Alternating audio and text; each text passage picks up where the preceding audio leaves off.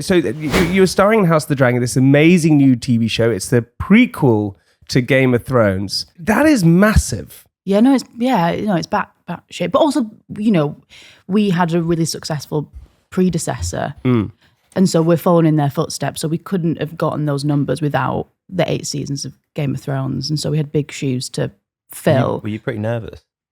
Yeah. You must have been. Yeah. Because of the success of... Yeah, there was a massive pressure that we've all definitely felt. But then we were sort of like hermetically sealed in our own little love bubble while we were filming for 10 months. And then you give it over while you're doing the... Is that because of COVID? COVID. Yeah, because of COVID. Hermetically sealed. Yeah. No, you can't see anyone else. It's just these people. Is that what it is? You literally, you could only spend it time with those people? Yeah. We were told on a few occasions, don't... I know you want to go out and party, but please do not, because we've got to finish this fucking show. When you're told that, all you want to do more so is go out and party. Yeah. No, I did. No, I was good. but I after the Alan Carr podcast, I heard that you turned up to your first day of filming hungover. First day? Yeah, no, I never do that. I like that. Set the bar. I love that you say you never do that. Just to there is no way you've never not turned up to set hungover before. 100% you must have done. No, yeah, I have. Yeah, exactly. I've never done it before. No, not to my first day though. Yeah. Maybe part way through when you feel comfortable. The job, when it's just a pickup of me, looking out the window. But yeah, no, I did, and because I was sort of safe in the knowledge that my pickup time was at 11 a.m. the next day, and then I wasn't shooting until the last scene of the day, and so I was like, it'd be fine. A few glasses of wine. What's a few glasses of wine between me and Alan Carr? And then it was just bottles of wine, bottles of wine. That I remember ringing my friend in the Uber home, and him being like, "I've never heard you that pissed before." And then, were you talking to the Uber driver as well? Yeah. Life story. Yeah. He's like, please shut up. Yeah, and it was like, it was from Notting Hill to Kensal Green, so just not far at all. So I've got this big job tomorrow.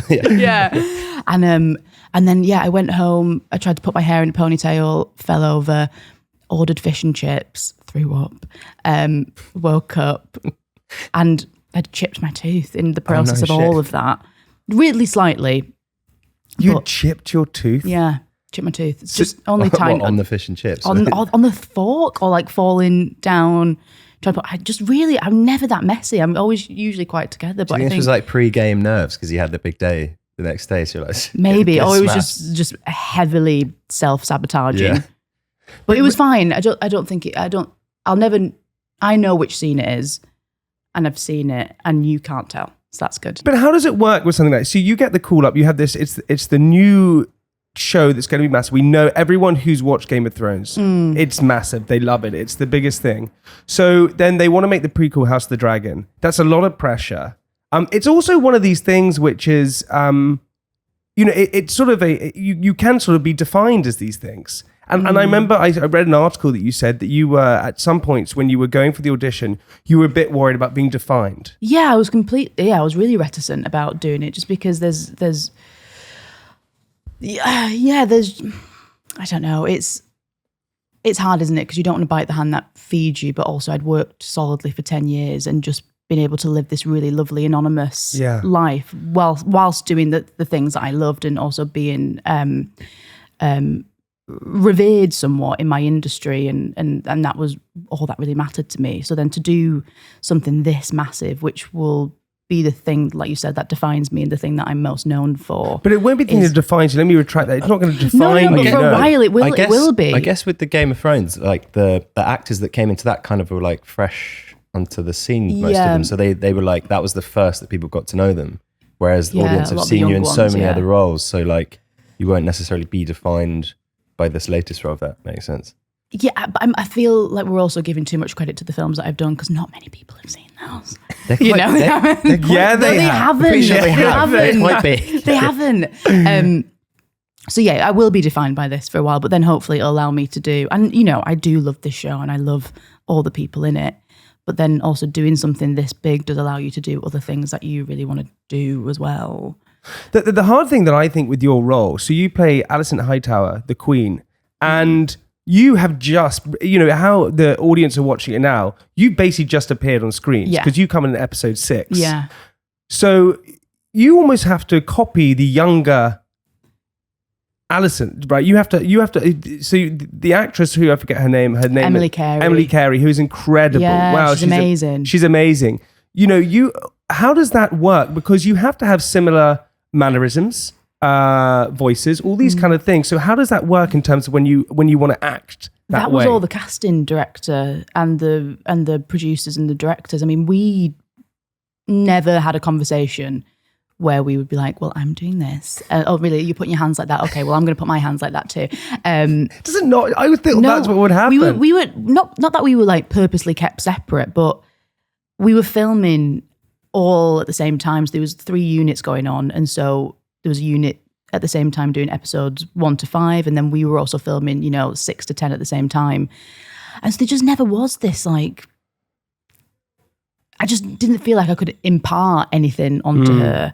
And also, me at 18 feels so wildly different to me at 28 now. And so they do feel like 2 completely different characters. And what the casting director did so well is just find 2 people that have just a really tangible element.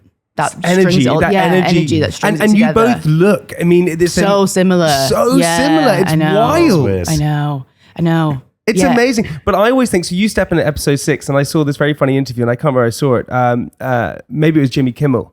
Which, by the way, you're Jimmy Kimmel. Oh, Get at it. No one tells you that. You meet him as soon as you just walk onto the stage in front of the audience. No ways. For the first time? Yeah, and so I had to have a word with myself backstage, being like, just get a fucking grip. Were you Olivia. drinking again? No, I wasn't. I wasn't actually. I wasn't drinking. I know. I need to. I'm doing sober October. I'm doing very well. It's the 3rd. yeah, I was going to say. Wait, so you don't meet Jimmy Kimmel? You just meet him on stage, and then have to have this like huge rapport with what? That's quite weird. I know, and I felt. As I was talking to him, it just felt like I was a meteor just hurling towards Earth. Like the rate at which words were just fucking spitting out of my gob. It was so horrible. Yeah, because I was so overexcited. yeah. Hi, please like me. I want to. Jimmy, my buddy. I know. Hey. Just a Labrador, just like bounding towards him. Just embarrassing. And then what happens? You get into that zone where you keep talking over them.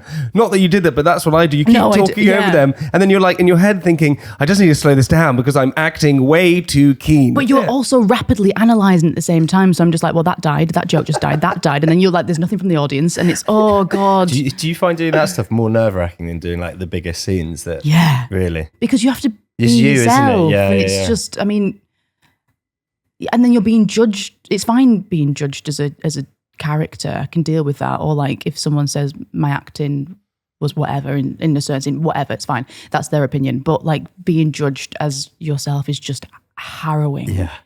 Awful. Hate it.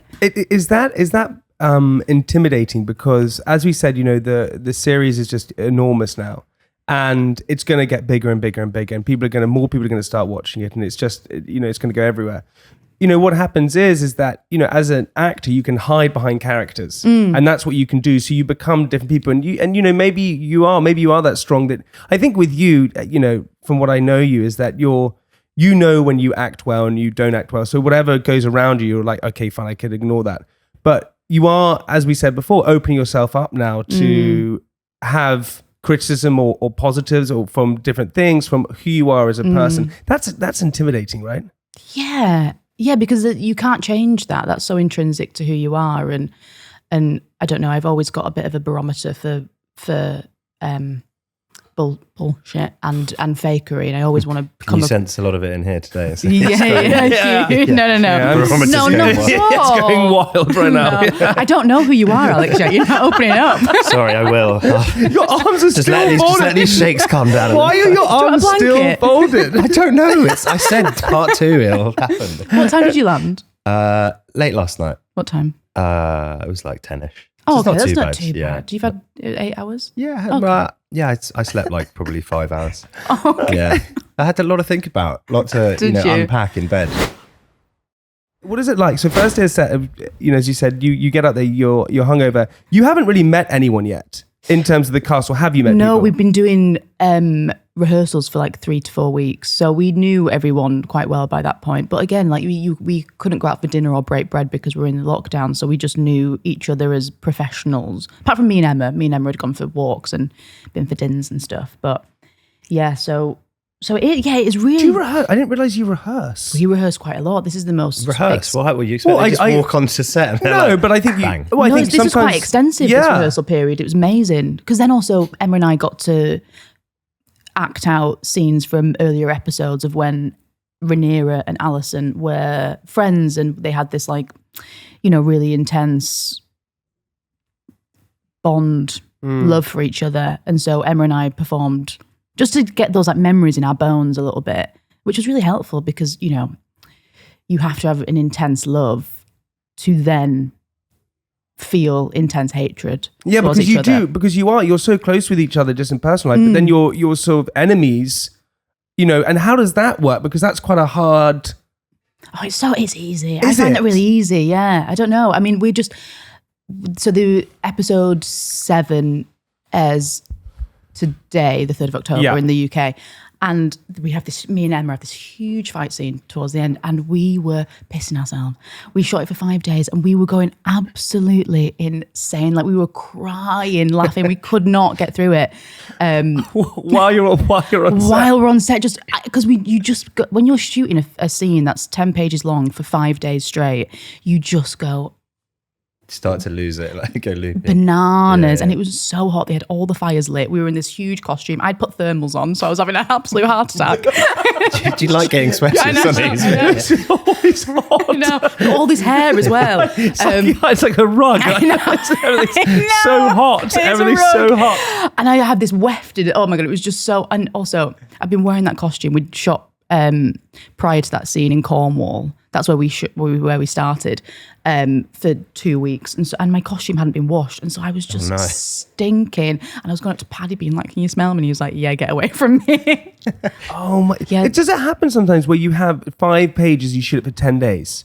Cut. Let's start. Cut. Let's start. Let's do that again. Next shot. Repo. All that. The characters are in it, so you've got to have wide, mid, close up at least on all the characters, and then the big wides all around the room, and you've got to get the inserts of certain fights and certain positions and certain key moments in the plot. So yeah, it does take a long time. That rehearsal period is amazing because I thought that what you do, this is the argument, right, which is so amazing between acting with movies, television compared to theatre. Theatre, you have the freedom to do kind of what you want. You rehearse it, it's an ensemble together. Where, from my limited knowledge, is like when you go to a set like that, typically you just sort of learn your lines, you turn up, and then you kind of go ahead and do it. Yeah, typically, yeah. I mean, I shot a series for 5 years, and I don't think we ever really had rehearsal time. We had the read through, but we never had the rehearsal time. Does that really make a difference? Yes. But why does that make a difference then? So if you're turning up to set and you're like, this person is playing your husband, all of a sudden you don't feel like you have, as myself, I don't feel like I have the chemistry inbuilt already to like hold that person's hand. Like I feel so awkward. Meet your husband on the day. Exactly. So when you've got 3 weeks just to cement that slowly and a bit more naturally, it's just so easy to, be a bit more intimate with each other, no matter how that plays, even if it's just, hatred towards this person. There's an intimacy that is hard to replicate when you just meet someone on the day. There's these 2 poems. There's a poem by Blake which is called Innocence and Experience, 2 different poems. And the point is how innocence is broken by experience. And I truly believe, right, there is something magical about being naive. When you're naive, you would you jump from trees, you think about building magic carpets, you just, there's no idea of something can't happen. And so when you're 18 years old, you're like, oh, well, of course I'm going to win an Oscar. And that blind confidence is so magical. Do you think it's a loss of imagination as well? I don't think it's a loss of, no, I don't think it's a loss of imagination. Maybe it is slightly, but think about like how you used to view things when you were like 5 years old, like everything was fucking amazing. Yeah. And then you get to like 30 and you've like built all these layers of kind of like, oh God, this isn't. Yeah, you built all these walls. Yeah. Yeah. Which is actually a wonderful thing about my job because it's always challenging you to tear down those walls because you have to have a dearth of imagination to explore all these characters. And, you know, when you're looking at a tennis ball and being like, that's a massive dragon, you know. Is that what they use? Yeah, it's a tennis ball. No, it's a natural dragon, you idiot. What do you think? I don't know. It's very good CGI. It's a tennis ball with a wind machine on it. So, like, there's all this shit being flown into your eyes and you stream and you're just, like, trying to open your eyes and have, like, a really captivating performance. Tennis ball. Yeah. That is, I find that I find that confidence amazing that you have. What, to fight a tennis ball? No, but there has to, for any actor, especially when you're doing something like House of the Dragon or whatever, where it's set in a certain period and it's all these different things, you have to lose all sense of awareness and embarrassment. Yeah. Because you've got, how many people are on set watching you? 200? Yeah. You have to lose it all. Yeah. And you're wearing, you know, if you walked around those costumes in the middle of the day, people would be like, what the hell is going on there? It takes a good couple of goes for me to lose my embarrassment and my awareness. Does it really? Yeah. Well, especially when there's a big old scene where you, like the one that is shown today where, you know, me and Emma are just screaming and crying at each other. And, you know, there's just so much intensity and so much passion and so much belief in what my character's saying. And then, but I've also just only met these people. Do you know what I mean? And like, and I do feel a little bit embarrassed.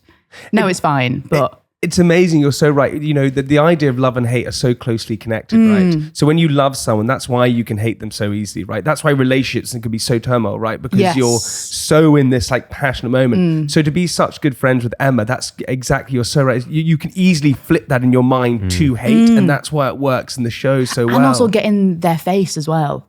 You know, there's that proximity that because we're such good friends, I can get in their personal space and it can feel really intense. And I'm not afraid to do that. There's no fear.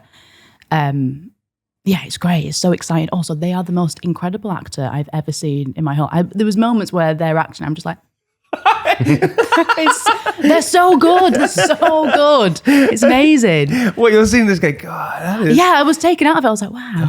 Stop it. That's unfair. Yeah. Where did you learn that? Yeah, no, I don't think they learn. They have. They feel it. They have, yeah. It takes 10 months or so to shoot something like that. And I heard that, you know, some of it was shot in Spain or Portugal. And, you know, Spain. Spain, nice places. And, gorgeous. And you looked at your schedule and you were in... Watford. There we go. Yeah. Yeah. Nice. Yeah. I literally was just in Watford and Leeds. I was so down to just be the social secretary and like take everyone out, 5 p.m. Negronis, like, come on guys, on the balcon. And I was just like flicking through the schedule, like, okay, so October, that's when they're going to Portugal, that's when they're going to Spain. Let's have a look at my unit. Watford, in the castle, in the street. I was just like, you're shooting yourself in the foot here because you're not going to have a good time. As a, you know, when you're doing something like this, as a cast, you become really close. Yeah. So you become close and you connect with everyone. Yeah, because they're your family and you know, the producers and the directors and everyone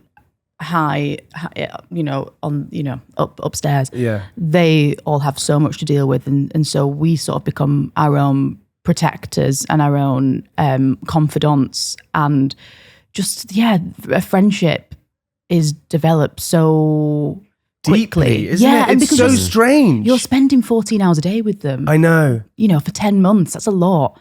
And so you go through so many periods of different feelings towards each other, but it's just like any relationship, but sped up. That's why that's why I love podcasting so much. You know, you and we met on Zoom, but I have like a real soft spot for you, and it's true, and I root for you all the time, and that's only through like a moment of podcasting, right? So when you have that on set with these women and men and whoever it is, and directors and producers. And you have this incredible... It must be sad though when that ensemble finishes. And you almost have to sort of then... It's like it feels like everything's breaking up again. When I first started, I felt that so palpably, like the depression after a job finished, because I was mourning the loss of something that I didn't quite understand yet. And it was just that community. And I'm so excited that we get to go back for season 2. I know, that's amazing. It is so fun. I'm so excited to see them all. And me and Emma, we randomly ended up on holiday together like twice now. Really? Yeah. We went to the desert, went to Palm Springs together at the end of the American lot of the press tour. And then I was up in Edinburgh for the Fringe and then just saw them walking down the street. And I was like, just by chance? Just by chance. No, and then I was like, oh, and then we just spent the whole weekend. It was just, I love them so much. That's so good that you have that connection. Oh, they're the best.